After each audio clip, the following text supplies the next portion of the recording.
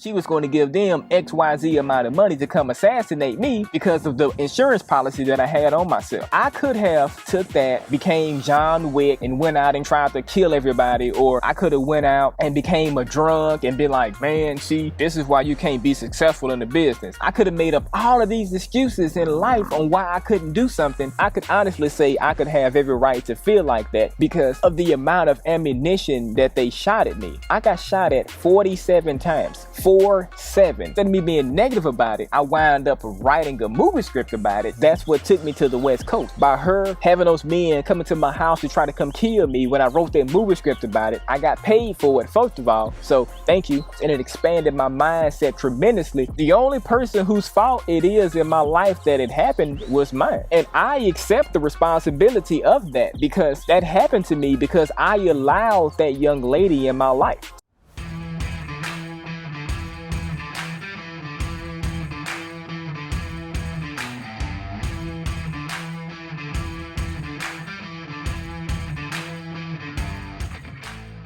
Good evening, and welcome to another episode of the Mindset Master Podcast. I'm your host, Tony Reed, and I'm also the proprietor of the podcast. In today's episode, we're going to be discussing about how life is not a struggle. And what that means is life is however you make life out to be. Now, this episode is kind of like touchy-feely. I'm not going to lie to you. If you get kind of offended, please bear with me here. In my first example, I'm going to be talking about people who feel like stuff has to always be going on. I'm just going to be speaking generally in this first example. Have you ever seen anyone who like they got a promotion or either like something good happened in life? Like they may have, let's say, perhaps gotten married, or they may have gotten a loan for a new car. They may have gotten some really good medical news from their doctor. How many people in life have you ever seen they question it? They're sitting back like, I wonder, how did this happen? Why did this happen to me? I know somebody who got a $2,000 refund back in their bank account. Instead of saying thank you to the universe or the higher powers or whatever it is that they believe in, instead of doing that, they wind up calling the bank. They wind up going through their app on their phone, trying to figure out exactly why they was given this amount of money when they didn't even do nothing to work for it. And when I heard that, that just puzzled me because I'm like, man, something like that happened. I'm not going to go through and investigate exactly how I got this blessing that is in my life now. I'm not going to sit back and question who, what, when, where, how. Why did it come? I didn't do no overtime at work. Did I win a publisher's clearinghouse? Or what did I do to deserve this? Some people in life feel like that they're not deserving. So whenever they get something like that, like they get something like a bonus at work, or like they get sporadically get some money, or like the stimulus check that came in, and they wasn't thankful for it. And they wonder why within 10 minutes of getting it, they was already back broke again. In life, whenever you're given a blessing, it's best to not question who, what, when, where, how. Why did I get this blessing? Why did I get this car when my credit score is a 430? Why did this happen to me? People in life who always question the good things that happen in life, typically those people don't really have a lot of continual good things happening to them or for them in life. Now, I'm not saying that they don't have good things happen in life. If you ever look at it and really sit back and really just think about what I'm saying, it's hardly a time when you got somebody who feels they're not deserving that they'll keep continuing to have successes back to back to back. If the person does not feel deserving of it, they don't keep continuing to have successes in life. They might have a success today, and then it might not be another success for another 35 or 40 years. And then they're sitting back wondering, man, God doesn't love me, or the universe doesn't love me. Why is it that good things in life happen to Jimmy over here and Monica over here? Why is it that things never happen good in my life? And they sit back praying and wondering why good things don't happen. Whenever good things did happen, they questioned the integrity of that good thing that happened. They questioned it like, why was I blessed this way? The guy who I work with, he has 6 kids. He can't afford to catch the bus to even come to work. But I woke up, I checked my bank account, and I found an extra $1,000 in my bank account. Why did I get this? But Joe over here, who's a good church-going man, takes care of his kids, and he sacrifices the clothes off of his back to do this for other people. Why was I blessed? But this man who really needs to be blessed over here here, he's not blessed. Why is that? And when you get to asking God or the universe or the high power, again, whatever it is that you may believe in, when you get to asking those type of questions like that, I guarantee you your success will not last long. And you will wonder why you got the rug yanked out from up underneath your legs. Because whenever you try to question the universe on why it's done something phenomenal for you, typically what winds up happening is the universe kind of stops working in your favor. Now again, I'm not saying you're going to go to work and you're going to get fired, or you're going to catch a flat tire in your car, or like,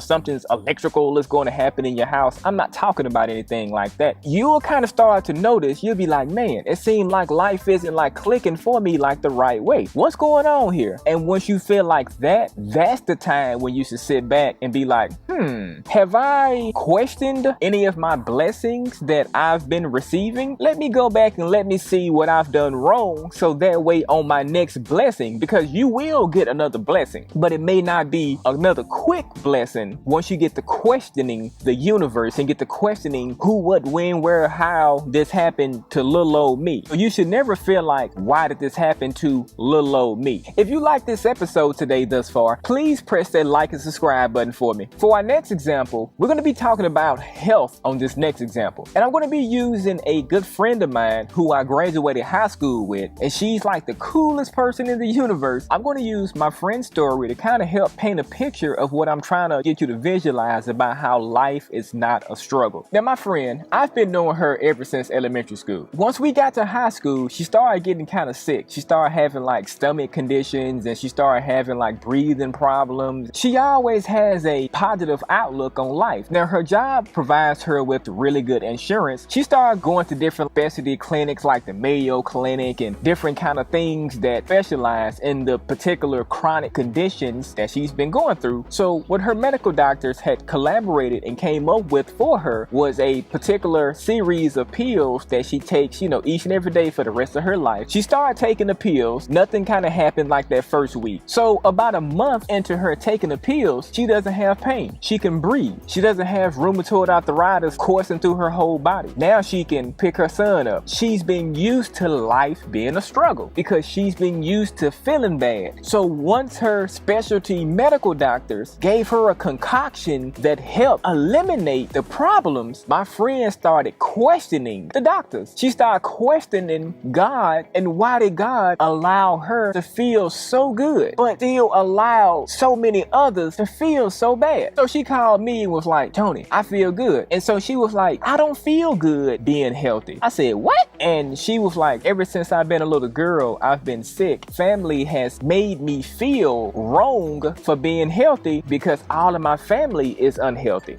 I was like really like blown back by that. That's a real sad situation when your own family don't even want you to feel good. That's sickening. I'm sorry. For somebody to not want their child to feel good, I actually felt sorry for her. How can you really succeed with role models like that, with thought processes like that? Like, how can you realistically succeed in life with a support system like that? My friend, she'll always remain sick because of her thought process, but she doesn't actually have to be sick. But the reason why she feels like she has to be sick is because she's been made to feel like she needs to be sick in order to fit in with her social surroundings, her family. And see, the way how she can get herself together is by journaling, by meditation. That's how my friend can block those negative thought processes from her family. In this next example, I'm going to be discussing about a story that actually happened to me about how I used to feel like when I was younger that life should be a struggle. In the area of town that I grew up in, it was like a really dangerous area. It had like, drug dealers and stuff like that. People was getting shot and killed every day. And it was like somebody was always going through something. It was always an argument. It was always a shootout. It was always a death. It was always a drive-by. If you grew up in an area like that your whole life, you're going to kind of start to feel if something ain't going on crazy, then life ain't really going on. Nobody got shot today. Man, it's boring as hell out here today. It becomes normal when things things like that are going on. It becomes normal to be at a fish fry at the local park and gunshots ring out. Oh well, somebody got shot, typical day in our area. And that's what I had been used to my whole life. Not that I wanted to be in that environment. I wasn't old enough at the time to buy my own house and nothing like that. So moving the story along, a few years forward. So now I'm working at my family's barbershop. I'm making really good money. So I decided to go out and I decided to buy my very first house. So I got my first house in a really good area of town. I had wind up meeting a young lady. I thought that she was going to be the one. I ride motorcycles, I race cars, go-karts, stuff like that. I've always had life insurance on myself. I wind up making a mistake and putting her as the beneficiary on my policy in the event of my untimely death because I thought that she was going to be the one. Even though she was rah.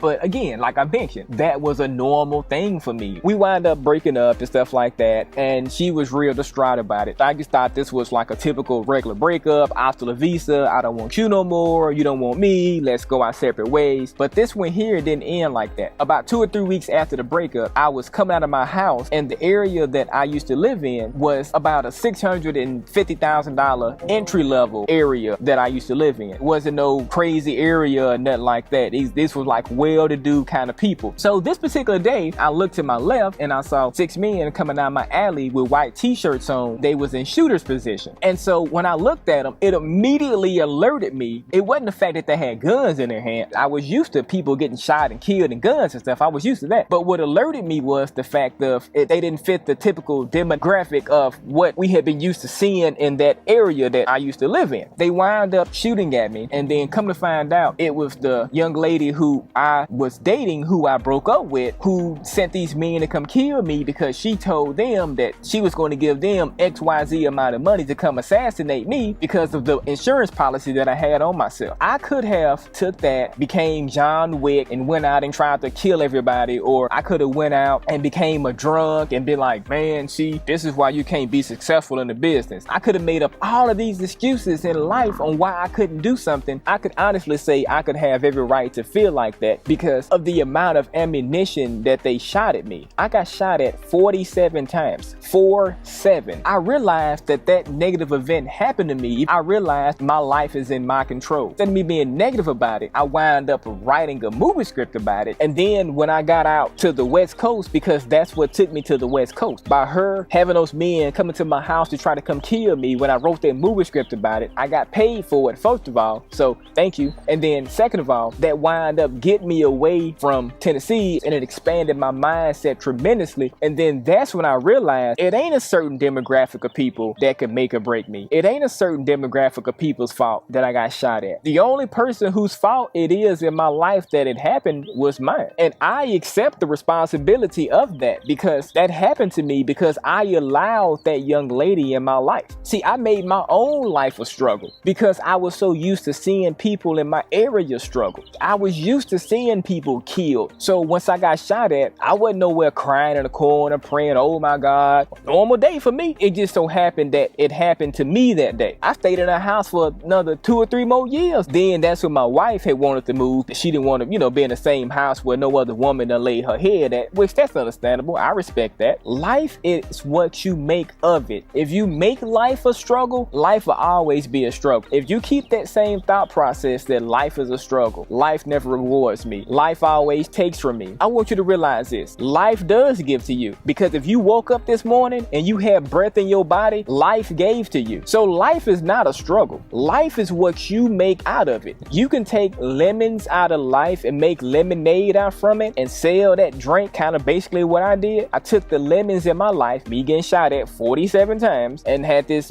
crazy ex-girlfriend who tried to set me up, and I made lemonade out of it, and I sold that particular drink, which was that movie script I wrote, sold it to some producers, got me some money out from it. Life is however you make it. You can take adverse events and make something positive out of it. You can become a motivational speaker. You can do anything in life you want to become. But in order to do and become anything in life that you want to do and become, you have to first realize that life is not a struggle. And that about wraps it up for today's episode. Until next time, I'll catch you later.